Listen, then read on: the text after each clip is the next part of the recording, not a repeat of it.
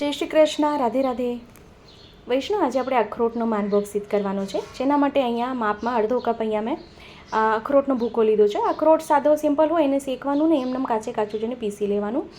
અને સામે 1/3 કપ સાકર અને 1/3 કપ ટોપરાનું ખમણ છે.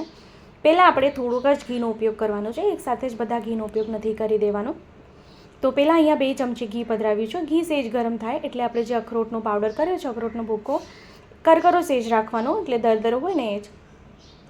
તો એને ઘીમાં પહેલાં આપણે પધરાવી દઈએ અને એને ધીમા તાપે આપણે શેકી લઈએ, કારણ કે અખરોટ સેજ કડછો લાગે છે, એટલા માટે આપણે ટોપરાના ખમણનો ઉપયોગ કર્યો છે. ગેસની ફ્લેમ અહીં ધીમી રાખવાની છે, એ ખાસ ધ્યાન રાખવાનું છે, કારણ કે જો હાઈ ફ્લેમ પર શેકશું તો તરત જ આ લાલ થઈ જશે અને સ્વાદમાં કડછો લાગશે.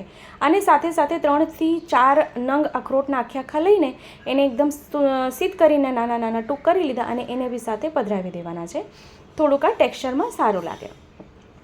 તો આપ અહીં જો જુઓ તો એનો કલર સુંદર ચેન્જ થયો છે, બદામી રંગનો થઈ ગયો છે. અને ધીમા ગેસે શેકી દો, એનો રંગ સુંદર બદામી રંગનો થઈ જાય એટલે આખો સુંદર કલર એનો બદલાય. પછી આપણે એમાં દૂધનો ઉપયોગ કરવાનો છે. અહીંયા આપ માવાનો ઉપયોગ બી કરી શકો છો, પણ મેં અહીંયા દૂધનો ઉપયોગ કર્યો. દૂધનો ઉપયોગ અહીંયા 1 કપ લીધો છે. 1 કપ અહીં દૂધ આપણે લઈ લેવાનો છે. અડધો કપ અહીંયા છે બધા અખરોટનો પાવડર હતો, તો 1 કપ અહીં દૂધનો ઉપયોગ કર્યો છે મેં. દૂધ પધરાવીએ ત્યારે કાળજી લેવાની, કારણ કે દૂધ પધરાવીએ ત્યારે આ એકદમ ઉપર આવે ગરમ હોય એટલે. તો આનો દૂધનો ભાગ જરાક બળે, જરાક મિશ્રણ ઘટ્ટ થાય એટલે આપણે આમાં ટોપરાનું ખમણ બી સાથે પધરાવી દેવાનો છે, કે એ બી સાથે સાથે શેકાઈ જાય. એ બી સાથે પધરાવી દે. આ ટોપરાનું ખમણ સાથે પધરાવવાનું કારણ આ છે કે આ જે અખરોટ છે ને સેજ સ્વાદમાં કડછો લાગે છે, એટલે ટોપરાનું ખમણ એનો સ્વાદ આખો બદલી નાખશે. અને સાથે સાથે સાકર બી એમાં પધરાવી દઈએ. સાકર પધરાવ્યા પછી સાકર ઓગળશે એટલે મિશ્રણ થોડું ઢીલું થશે. પણ મિશ્રણ ફરીથી ઘટ્ટ કરવા માટે ફરી તેને ગેસ ઉપર જ રાખવાનું છે, ગેસથી નીચે ઉતારવાનું નહીં, કારણ કે મિશ્રણ ઢીલું થશે. જો અહીં આપ જોઈ શકો છો મિશ્રણ ઢીલું થઈ ગયું છે, કારણ કે સાકર ઓગળી. અને મિશ્રણ ઘી છોડવા માંડે ત્યાં સુધી આપણે એને ગેસ ઉપર જ રાખવાનું છે. અહીંયા આપણે ઘીનો ઉપયોગ કરીએ છીએ ફરીથી.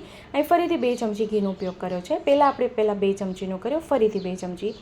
અને સાથે સુગંધી માટે એલચીનો પાવડર પધરાવ્યો 1/4 ચમચી.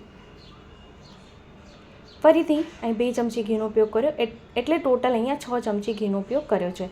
આપણે એકસાથે જ ઘીનો ઉપયોગ નથી કરવાનો. તો આપ અહીં જો એનો કલર કેટલો સુંદર આવ્યો છે અને ટેક્સચર બી ખૂબ જ સુંદર આવી ગયો છે. અને એનું ટેક્સચર એકદમ દાણા જેવું સુંદર દેખાઈ રહ્યું છે. આપણે આમાં લોટનો ઉપયોગ બી નથી કર્યો, એ છતાં બી ખૂબ જ સુંદર એનું ટેક્સચર આવ્યું છે.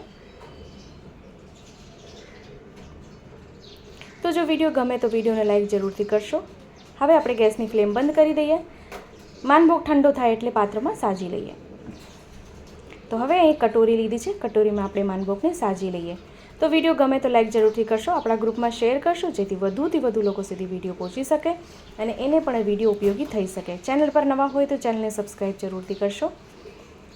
બેલ આઇકોન હિટ કરશો કે જેથી જ્યારે બી કોઈ સામગ્રીનો વિડીયો મૂકો તો આપ સુધી નોટિફિકેશન આવી જાય. અહીંયા સજાવટ માટે 1 અખરોટ લીધો છે અને બદામની કાતરી આવી રીતે ટૂંક કરીને લીધી છે. તો ખૂબ સુંદર એને સાજી લઈએ.